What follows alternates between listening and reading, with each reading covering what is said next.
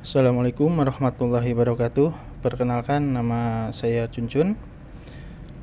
Sebenarnya saya itu background dari IT ya, bukan dari teknik sipil.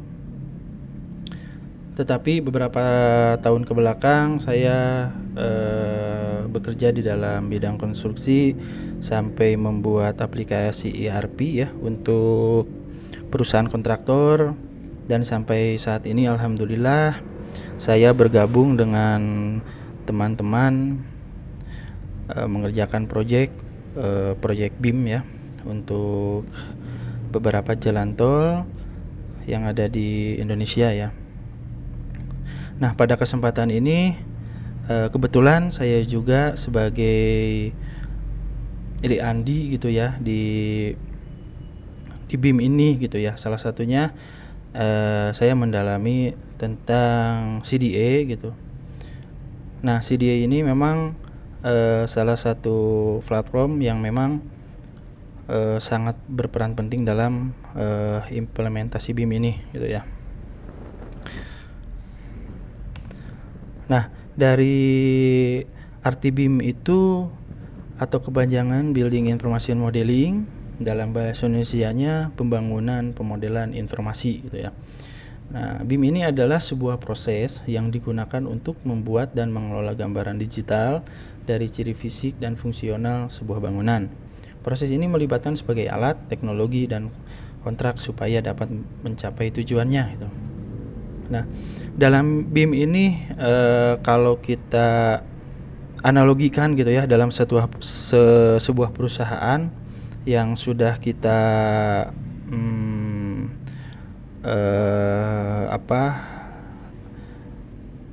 mengalami gitu ya, yang sudah yang beberapa teman-teman yang bekerja di perusahaan mengalami, yang awalnya bekerja dengan konvensional gitu ya, seperti absensi dan sebagainya gitu kan ya, dilakukan secara konvensional atau manual, dan sampai memakai aplikasi gitu kan ya. Nah, itu kan menghubungkan semua divisi gitu ya secara otomatis oleh software gitu ya. Jadi memudahkan dalam proses bekerjanya gitu dari divisi masing-masing lah, kurang lebih seperti itu. Nah, dalam si BIM ini tidak kalah penting yaitu platform cloud yang disebut CDA gitu ya, atau Common Data Environment. Nah, CDA ini adalah platform kolaboratif yang menghubungkan berbagai data proyek dengan teknologi cloud gitu. Jadi semua data, semua informasi itu tersimpan di dalam cloud sehingga dapat atau mudah diakses dari manapun, kapanpun, siapapun gitu, selama ada jaringan, dan tentunya ada aturan-aturannya seperti hak akses gitu ya. Tidak, walaupun semua orang bisa login yang sudah diundang gitu ke dalam suatu cloud tersebut, tetapi ada batasan-batasannya gitu di situ. Tergantung nanti admin yang mengaturnya gitu. Nah, kemudian coba kita lihat di sini ada traditional information sharing atau bekerja dengan konvensional ya. Pada saat pertukaran data informasi, berdiskusi gitu ya dari masing-masing disiplin. Oh ya, sebelum lanjut, ini saya contohkan untuk di jalan tol ya, tetapi sebenarnya sama aja di building, di jalan tol. Yang membedakan hanya disiplinnya atau divisinya yang memang lebih sedikit kalau di building gitu ya. Dan yang kedua, ini saya contohkan untuk di proses kerja di engineer-nya atau tenaga ahlinya gitu ya. Nah, untuk level manager, owner, kontraktor pun juga sama gitu. Nantinya akan berkolaborasi gitu dengan menggunakan cloud ini. Nah, Kita kembali lagi ke tradisional informasi sharing ini, masing-masing saling berdiskusi. Masing-masing saling berdiskusi sehingga kalau kita lihat dengan cara seperti ini, kemungkinan human errornya itu kemungkinannya sangat besar ada gitu ya. Mungkin lupa menyampaikan gitu ya, lupa mencatat dan sebagainya. Dengan kita coba bandingkan menggunakan CDA ya, platform cloud ini, semua informasi, semua disiplin memberikan informasi dan diupload ke dalam satu website sehingga pesan tersebut akan langsung tersampaikan kepada disiplin yang dituju gitu atau divisi yang dituju. Pada saat ada perubahan data, perubahan informasi pada langsung diupload ke dalam CDA, itu akan langsung tersampaikan kepada teman-teman disiplin lain gitu atau disiplin lain gitu ya. Atau di divisi lain gitu. Mungkin itu bisa notifikasi ke dalam email dan sebagainya gitu. Sehingga kita bisa nge-tracking pada saat ada kesalahan atau miskomunikasi, kita bisa nge-tracking di mana letak miskomnya gitu sehingga dapat dengan cepat bisa diatasi gitu, seperti itu, dan ada hasilnya gitu. Karena kalau pengalaman saya bekerja di konstruksi, pada saat komunikasi, jika komunikasi langsung gitu ya, masing-masing disiplin komunikasi, tidak ada data centernya gitu ya, si A memberi informasi ke si B, tetapi si C, si D tidak mengetahuinya gitu, dan nanti itu bisa yang terjadi akhirnya miskomunikasi gitu kan, saling salah-salahan gitu ya. Kalau pengalaman saya pribadi seperti itu.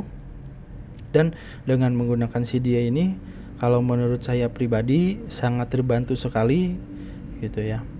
Mungkin kalau analoginya yang sering kita temui di dalam pekerjaan, misal bekerja menggunakan aplikasi dan tanpa aplikasi misalkan ya, yang tadi saya coba udah sampaikan, sistem absensi dengan manual dan otomatis itu akan memudahkan di divisi HRD gitu kan ya. Nah, ada juga di divisi accounting gitu ya. Misalkan penghitungan gaji dengan otomatis kalau sudah menggunakan software seperti itu. Ini pun di dalam BIM juga sama. Awalnya kalau cara kerja sama-sama aja sebenarnya gitu, tetapi kita biasanya istilahnya di kertas atau di Excel gitu ya. Nah, sekarang di digitalisasi lah gitu ya, kurang lebih. Nah, kemudian CDA ini banyak sekali produknya gitu ya. Karena masing-masing developer software itu mempunyai CDA masing-masing dan mempunyai nama CDA masing-masing juga gitu ya.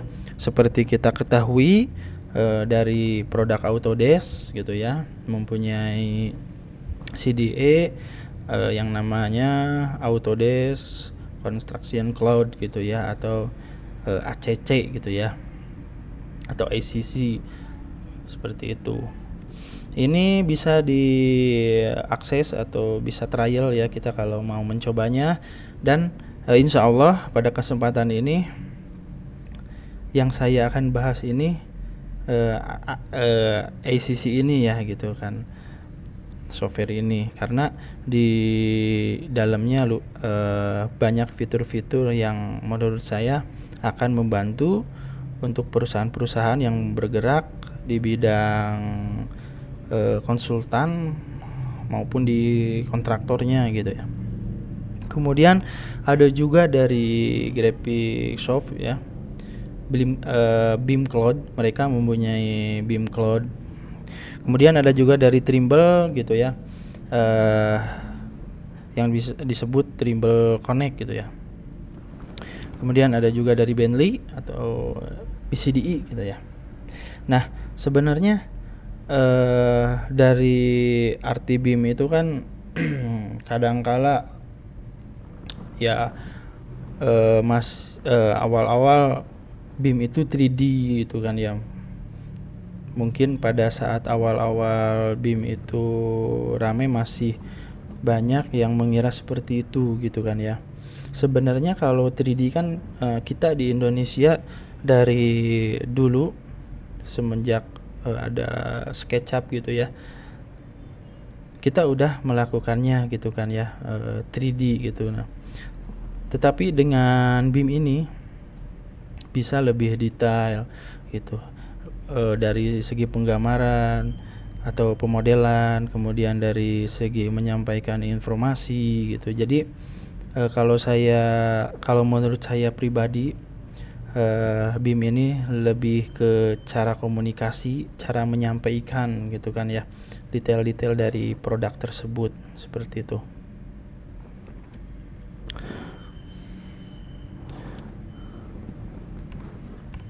Kemudian nah ini ada apa aja sih gitu di Autodesk Construction Cloud ini, fitur-fiturnya ada apa aja sih gitu ya. Nah, yang pertama itu ada yang disebut Autodesk Docs gitu kan, yang dimana Autodesk Docs ini salah satunya berfungsi untuk manajemen file gitu ya.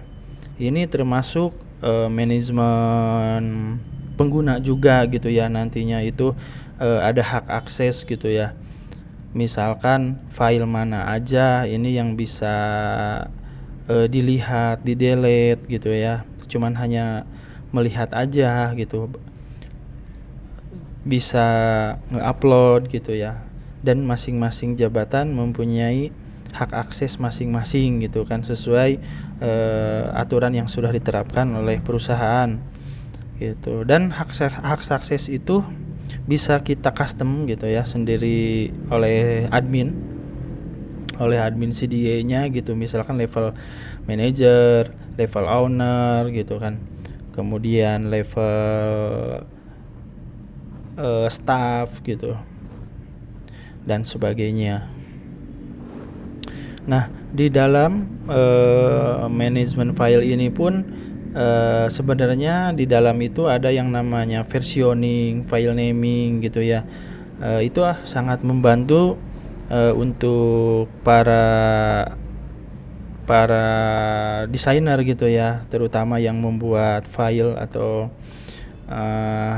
yang memodelkan sebuah gambar gitu. Karena pengalaman saya itu biasanya itu para desainer itu kesulitan untuk melihat versi gitu ya. Kadang versi 1, versi 2, versi 3 dalam satu folder itu bisa sampai puluhan versi gitu, sampai mungkin yang melihatnya akan pusing gitu ya. Nah, kalau dengan Autodesk Docs ini tetap filenya satu, tetapi versinya akan berubah dengan otomatis dengan syarat kita tidak merubah namanya. Artinya nama dari awal sampai akhir tetap seperti itu gitu. Nah, kemudian untuk proses menyimpan data, nah sebaiknya dari Autodesk Docs ini juga atau dari Autodesk ini juga menyediakan yang namanya desktop connector gitu ya.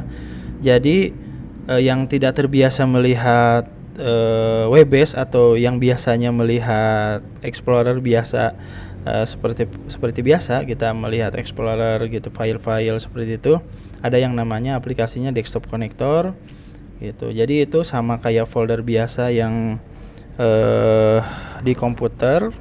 Saya coba tunjukkan. Nah, seperti ini gitu. Nah, ini saya trial juga akunnya ya. Nih, Autodesk Docs ini. Jadi kalau kita masuk ke dalam filenya ya seperti biasa aja, tetapi Jika kita menyimpan ke dalam files ini, dia akan otomatis sinkronisasi ke dalam Webbase-nya gitu. Seperti itu. Oke, nanti saya akan bahas detail masing-masing di next videonya gitu. Nanti ada bahasan khusus gitu. Kemudian ada juga yang kedua, Autodesk BIM Collaborate. Nah, di dalam BIM Collaborate ini di dalamnya terdapat docs juga gitu. Tetapi di dalamnya itu ada fitur yang namanya desain kolaborasi atau collaboration ditambah model koordinasi. Ya. Nah, dalam kolaborasi ini, kolaborasi dalam proses sharing data, kemudian menggambar bisa rame-rame gitu istilahnya itu. Dalam satu halaman bisa dikerjakan bersama, tetapi ada batasan-batasannya ya. Di sini saya menjelaskan secara garis besarnya aja, untuk detailnya nanti ada videonya masing-masing gitu. Seperti itu. Nah, untuk proses review, untuk proses approval juga dilakukan secara digitalisasi, sehingga akan ada track recordnya gitu. Dan track record ini akan memudahkan pada saat memecahkan masalah gitu, karena semua data jelas, semua track record jelas gitu, sehingga akan lebih cepat menuntaskan jika ada masalah. Karena di dalam proses kan makin banyak orang gitu istilahnya, itu akan makin sebenarnya dari pekerjaan akan mudah ringan gitu, tetapi dalam komunikasi itu kalau pengalaman saya sulit sekali makin banyak orang itu ya, karena masing-masing mempunyai persepsi masing-masing atau sifat masing-masing ya, ada yang lupa gitu kan ya. Nah, dengan adanya fitur ini akan sangat membantu sekali gitu ya. Misalkan pada saat contohnya dari kolaborasi ya, divisi atau orang highway misalkan, atau struktur atau arsitektur gitu, dan orang MEP misalkan, ini salah satu contohnya. Nah, pada saat arsitektur ada perubahan, otomatis kan dari MEP dan struktur juga mungkin pasti ada yang harus dirubah gitu kan ya. Nah, kalau konvensional kadang kan lupa, atau kadang wah nanti aja nyampeinnya, ternyata lupa, ternyata si ME malah terus pakai data lama, ketahuan di akhir kan lumayan banyak menguras waktu ya untuk merevisinya. Nah, dengan kolaborasi ini pada saat hari ini perubahan atau sore ini ada perubahan, besok pagi itu disiplin lain akan menerima data terbaru, sehingga kalaupun masih ada kebingungan akan di follow up langsung gitu ya, karena untuk proses kerja selanjutnya gitu.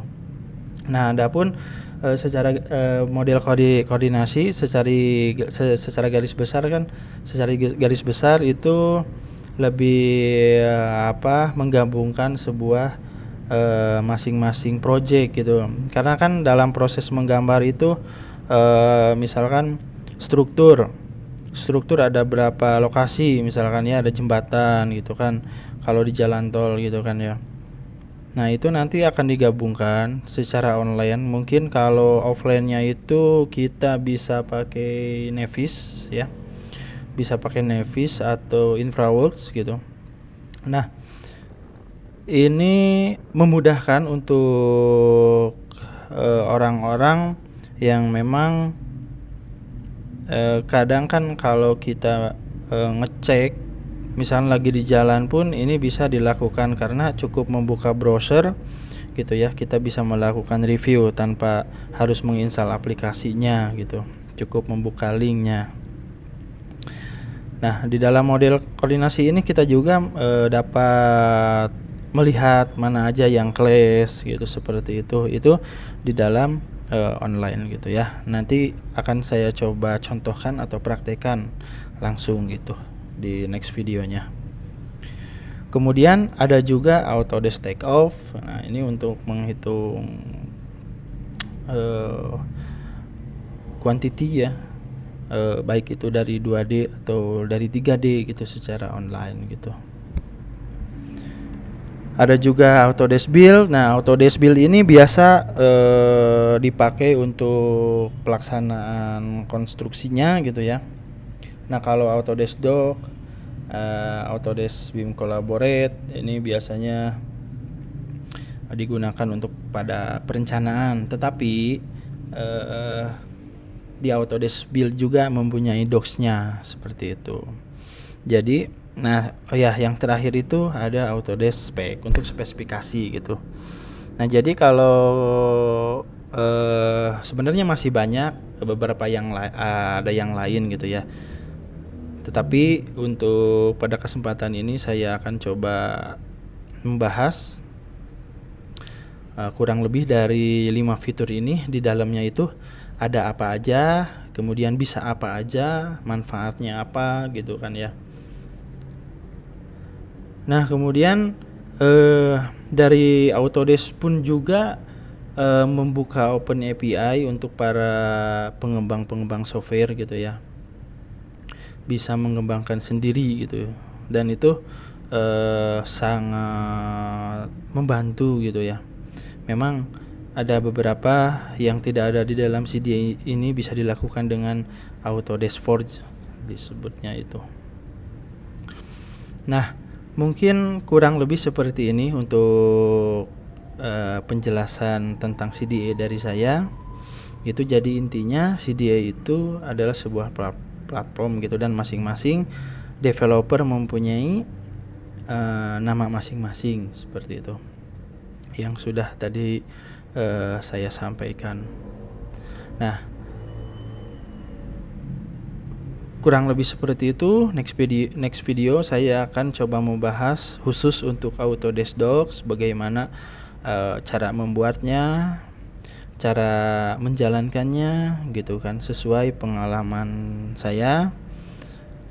Dan untuk penjelasan CDA cukup sekian. Mohon maaf bila ada kata, dan bila ada teman-teman atau misalkan ada teman-teman oh ini Kang, misalkan CDA itu seperti ini harusnya. Nah, itu saya sangat senang dan sangat mengharapkan dari teman-teman untuk memberi masukan gitu ya. Karena jujur saya belajar CDA ini pun otodidak gitu ya, cari-cari di YouTube, mencoba-coba sendiri gitu ya. Dan ini adalah sebuah hal yang baru gitu ya, apalagi mungkin di jalan tol beberapa tahun ke belakang baru diwajibkan gitu ya. Nah, dan saya juga sengaja membuat sebuah forum diskusi pakai Telegram supaya banyak membernya gitu kan. Nanti sangat terbuka, boleh gabung di situ, kita diskusi bareng-bareng di situ. Dan saya harap nanti kita bisa dapat melakukan sharing online rutin gitu ya, kayak live streaming gitu ya, atau misalkan ngobrol online bareng. Nah, saya harap untuk teman-teman juga yang sudah expert di bidang ini, nah saya tunggu gitu. Dan sedikit informasi buat teman-teman yang ada di konstruksi, khususnya untuk di para estimator, saya juga sekarang sedang mengembangkan aplikasi RAP ya, yang sudah lama coba saya kembangkan gitu ya, itu dari tahun 2017-an lah gitu, seperti itu ya. Sekali lagi terima kasih. Saya tutup dengan alhamdulillahirabbil alamin. Assalamualaikum warahmatullahi wabarakatuh.